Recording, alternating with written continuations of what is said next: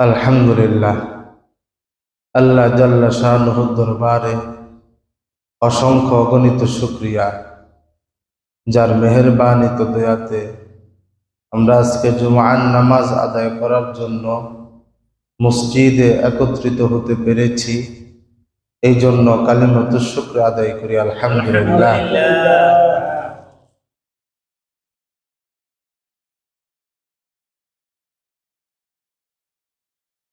গত সপ্তাহে আলোচনা করেছিলাম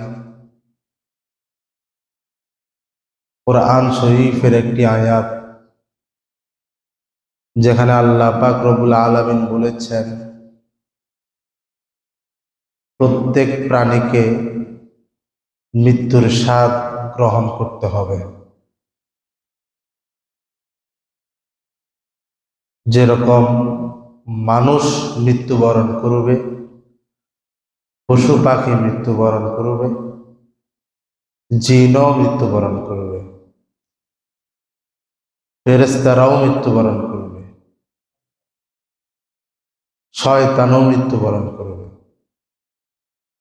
এমন কোনো প্রাণী নাই যে তার মৃত্যুর স্বাদ গ্রহণ করবে না।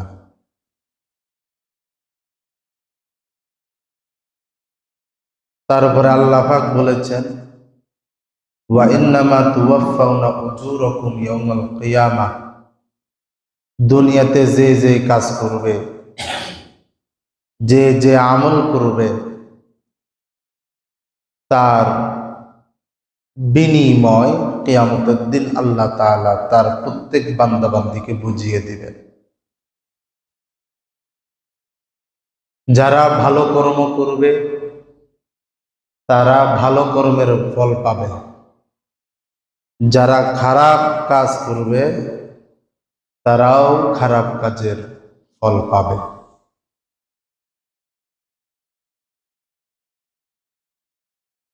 তারপর আল্লাহ পাক নেককার বান্দা বান্দীদের ব্যাপারে বলেন ফামান যুহজিহা আনিন নারি ওয়া উদখিলাল জান্নাতা ফাকাদ ফাজ।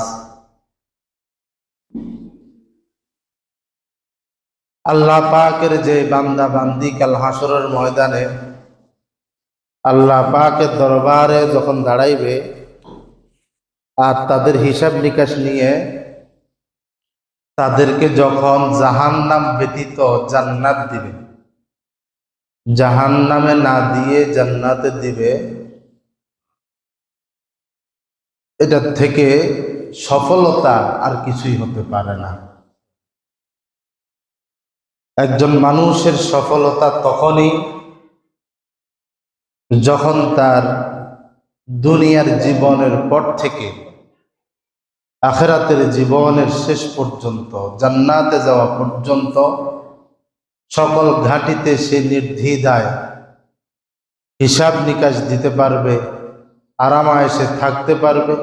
এটাই হলো একজন মানুষ হিসেবে প্রত্যেক আল্লাহ তাআলার বান্দা বান্দির সফলতা। দুনিয়ার এসি রুমে থাকা, অট্টালিকায় থাকা, 2 তলা বিল্ডিংয়ে থাকা, 10 তলা বিল্ডিংয়ের মালিক হওয়া, বড় বিজনেসম্যান হওয়া, এগুলা কোনো সফলতা না। এগুলো হলো আমাদের 2 চোখের ধোঁকা, ধোঁকা ছাড়ার কিছু না। জাদুর মাধ্যমে যেরকম আমরা নানান কিছু দেখতে পাই, স্বপ্নের মাধ্যমে স্বপ্নে আমরা অনেক সময় অনেক কিছু দেখতে পাই। অনেক টাকার মালিক হয়ে গেছি, গাড়ি আছে, বাড়ি আছে, সকল কিছু আছে। ঘুম থেকে জেগে দেখি টিনের ঘরে শুয়ে আছে।